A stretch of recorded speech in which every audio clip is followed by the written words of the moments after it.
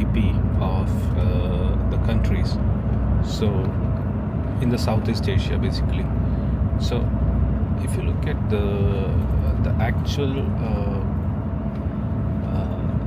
measure should be, I mean, let's go by the tradition. So the country with the highest population as well as GDP is Indonesia, and GDP per capita, if you look at the GDP per capita, then I think leave Brunei. Brunei is a small country. Okay, so GDP per capita, let's leave aside Singapore as well. These are exceptional countries, so let's leave those two aside. So Malaysia leads the GDP per capita. Then that's number one. Number two is Thailand, according to me. And number three will be, I think, Indonesia.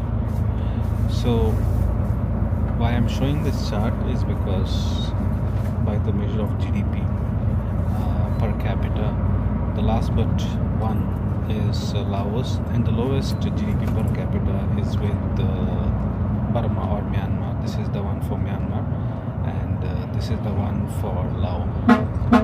And looking at the purchasing power parity as well,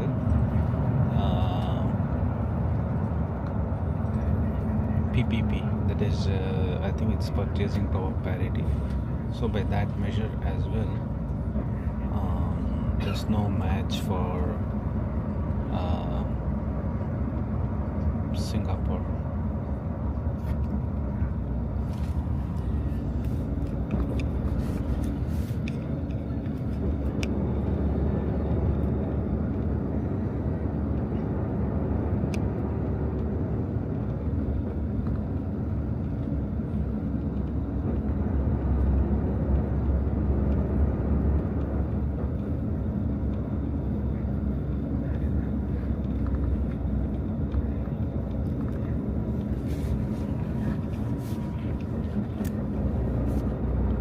There's Amazon Cafe, BTT Station, 7-Eleven. All the three just like in Thailand.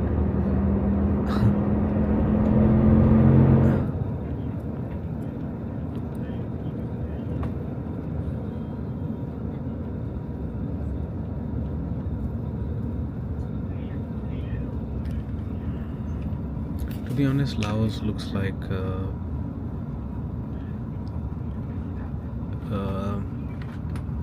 Laos looks like Thailand from 30 years back, right? Because it's still developing and still a lot of things under construction.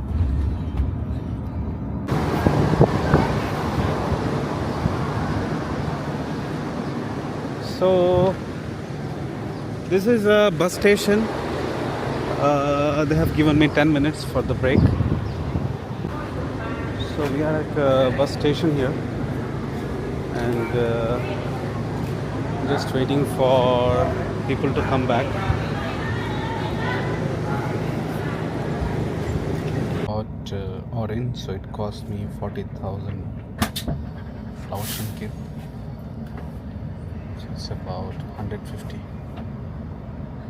What luckily I did was I just when I buy the ticket to Vientianne, what I informed the ticket agent was just to give me like a exchange of 500 baht to Laotian kip. She agreed, and this is the exchange rate I got. So for 500 it's actually about 322,000 Laotian kip, but she gave me about 300,000 Laotian kip. So that's okay, that's still reasonable, I guess. And I didn't have to maybe book a cab or whatever to go to the currency exchange. So it's widely accepted here. And also I see there are the Laotian economy is mainly influenced by three countries. There is China, of course, and towards the western part, and towards the southwestern part by Thailand, and to the east by Vietnam as well. So also I see that there are daily buses running from Lao to China. In fact, there is a Lao China railway network as well, because I think to the north and northeast of Lao will be the Chinese territory. So it looks interesting. Everything has started in a positive note. Let's see. If you look at it, Lao looks like a country of big possibility, because on the north it's surrounded by China, on the east and northeast by Vietnam, and to the south by Cambodia, and to the west by Thailand and Burma. So Laos is really the center of the Southeast Asia, and also it can support all the economies. For example, somebody bringing food or whatever, you know, materials from Myanmar to say Cambodia, it can be in the center, or from Thailand to Vietnam, or say China to Thailand, or China to Cambodia. So this is going to be a big opportunity for the Laos. I think this is the next booming country, because things are very underdeveloped, as I can see. I mean, compared to other countries, nearby countries. So there's big possibility here. As and when we explore the countries, we are going to also throw some light into their economy as well. And so it's actually surrounded by 1, 2, 3, 4 and 5 countries. So on the north by China, on the northeast and east by Vietnam, on the south by Cambodia, and on the other part of south, that is south and southwest by Thailand. So if you look at it, Laos is totally a landlocked country. I think this is the only landlocked country in the Southeast Asia. Yes, Cambodia has access to ocean, Vietnam has access, Thailand and Burma also have access. So except Laos, all other countries do have access to the sea. That's why I think Laos is more dependent on Vietnam for a few things. Similarly, Vietnam also accesses also exports some of its petroleum to Laos. And one more thing is, see, it can be really a center point, just as I explained, because if you look at the GDP, China of course is number 1 in this region, number 2 is Thailand, and number 3 is Vietnam. And Vietnam is really in the competition these days, and 4th is Cambodia, 5th is Burma. So this is really in the central point of everything. So there is a big opportunity for Laos. That's why China sees the possibility and build the roads and trains, etc. The Lao-China railway system, it's actually extending from Kunming all the way to, I think, the Nong Khai in Thailand, I guess. So these are the various stations, and this is where somewhere Vientianne, and then it goes all the way north towards the Chinese border. Yeah, Vientianne is here. My favorite part of the journey is now I can see the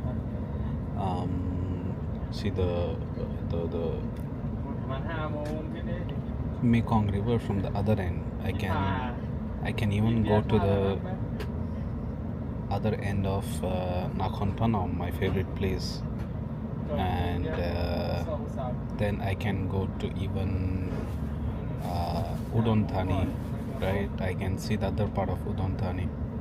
So that is my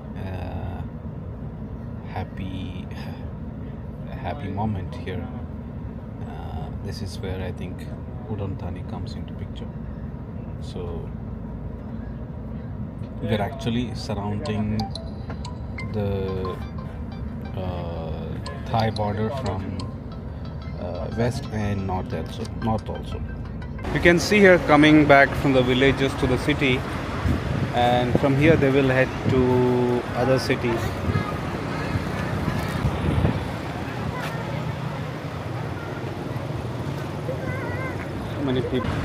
So many people trying to go to the big city from here.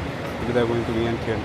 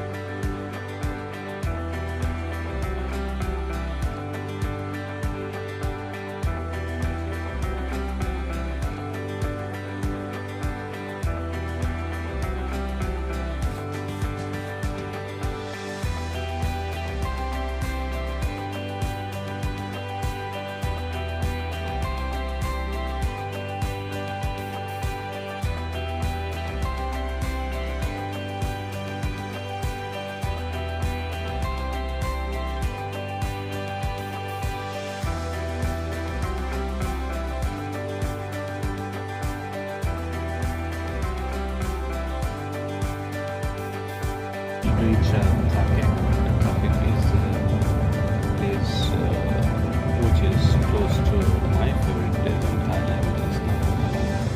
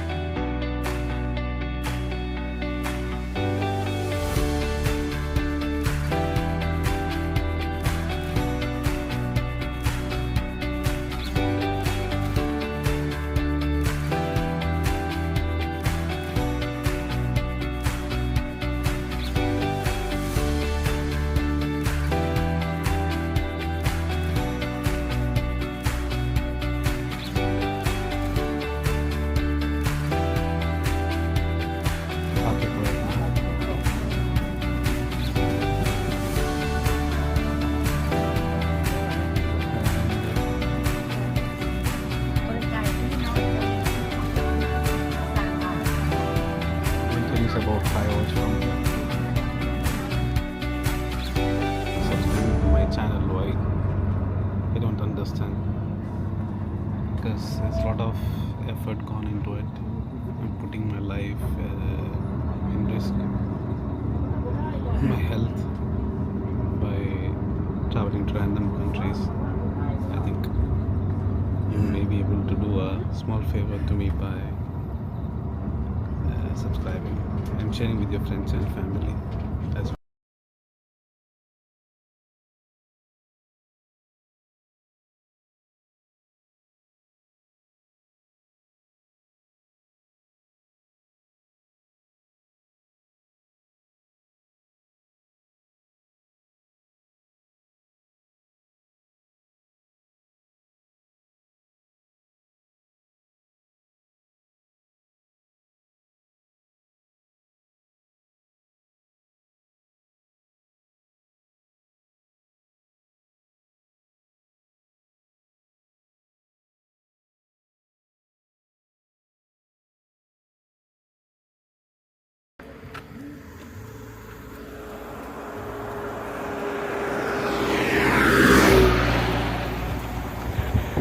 It's a big wide road, and they have given us a break time, and as you can see, this is a place for rubber cultivation as well. Lot of rubber cultivation.